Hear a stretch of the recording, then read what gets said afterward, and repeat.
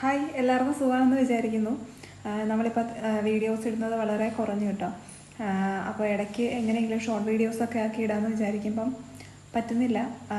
എന്ന് വെച്ചാൽ എനിക്ക് സിവിയർ ആയിട്ടുള്ള വോമിറ്റിംഗ് ആണ് കേട്ടോ. എൻ്റെ ഇതിന് മുന്നേയുള്ള പ്രഗ്നൻസിയിലൊക്കെ എനിക്ക് വോമിറ്റിംഗ് ഉണ്ടായിരുന്നു.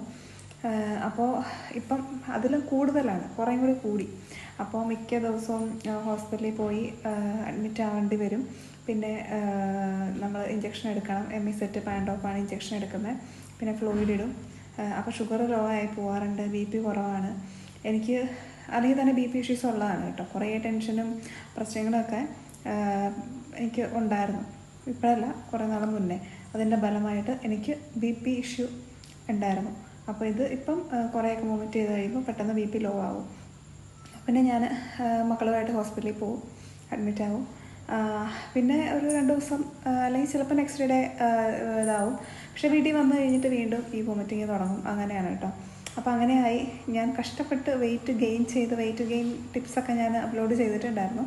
പക്ഷേ ഞാൻ എപ്പോൾ പ്രഗ്നൻ്റ് ആയാലും എനിക്ക് വെയിറ്റ് കുറയാറുണ്ട്. അപ്പോൾ ഇപ്പോൾ എനിക്ക് ഇത്രയും ചുരുങ്ങിയ സമയത്തിനുള്ളിൽ ഒരു 12 കിലോയോളം 12+ kgയോളം എനിക്ക് കുറഞ്ഞു. എന്നെ കാണുമ്പോഴേ മനസ്സിലാവും എല്ലാവർക്കും.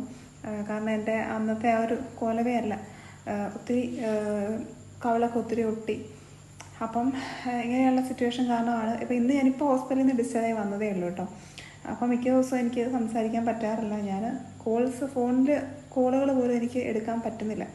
നേരിട്ട് പോലും എനിക്ക് സംസാരിക്കാൻ ആരോടും പറ്റുന്നില്ല. അപ്പം ഞാൻ വോമിറ്റ് ചെയ്യും. ഇങ്ങനെ ഇതൊക്കെ പറഞ്ഞാൽ എത്ര പേർക്കത് മനസ്സിലാവും എന്നൊന്നും എനിക്കറിയില്ല. എത്ര പേർക്ക് ഇങ്ങനത്തെ ഇഷ്യൂസ് ഉണ്ടെന്നും എനിക്കറിയില്ല.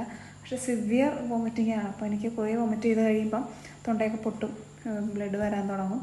അപ്പം വോമിറ്റിങ്ങിൻ്റെ ടാബ്ലറ്റൊക്കെ ഉണ്ട് കേട്ടോ. പക്ഷെ അത് കഴിച്ചിട്ടൊന്നും നിൽക്കാറില്ല. അപ്പോൾ പിന്നെ ഞാൻ ചെയ്യുന്നതാണ് ഹോസ്പിറ്റലിൽ പോയി ഇങ്ങനെ ഇഞ്ചക്ഷൻ ചെയ്യും, ഫ്ലൂയിഡ് ഇടുക, അതേ ഉള്ളൂ വഴി. അപ്പോൾ അതുകൊണ്ടാണ് എനിക്ക് വീഡിയോസ് ഒന്നും ഇടാൻ പറ്റാത്തത്. പലരും വാട്സപ്പിൽ ചോദിക്കാറൊക്കെ ഉണ്ട്. അപ്പം ഞാനിങ്ങനെ എനിക്ക് പറ്റുമ്പോൾ ഞാൻ മെസ്സേജ് അയക്കും, ഇങ്ങനെ തീരെ പറ്റുന്നില്ല അതുകൊണ്ടാണെന്നുള്ളതൊക്കെ. അപ്പോൾ കൊറിയർ ആണെന്നുണ്ടെങ്കിലും നമ്മളത് ചെയ്യുന്നുണ്ട് കേട്ടോ. അത് ഞാൻ നിർത്തിയിട്ടില്ല. പക്ഷേ ചിലപ്പോൾ ആരെങ്കിലുമൊക്കെ ഒരു മെസ്സേജ് അയച്ചിട്ടുണ്ടെങ്കിൽ എനിക്കപ്പോൾ തന്നെ റിപ്ലൈ കൊടുക്കാനൊന്നും പറ്റാറില്ല. പിന്നെ നിങ്ങൾ പൈസയൊക്കെ അയക്കുന്നത് ചിലപ്പോൾ നൈറ്റ് ടൈമിലൊക്കെ ആണെന്നുണ്ടെങ്കിൽ നിങ്ങൾ മിസ് കോൾ അടിക്കേണ്ട. ഡേ ടൈമിൽ നമ്മളത് നോക്കുമ്പോൾ റിപ്ലൈ തരുന്നതായിരിക്കും കേട്ടോ. അപ്പോൾ എല്ലാവരുടെയും കൊറിയേഴ്സൊക്കെ നമ്മൾ അയക്കുന്നുണ്ട് പ്രോപ്പറായിട്ട്.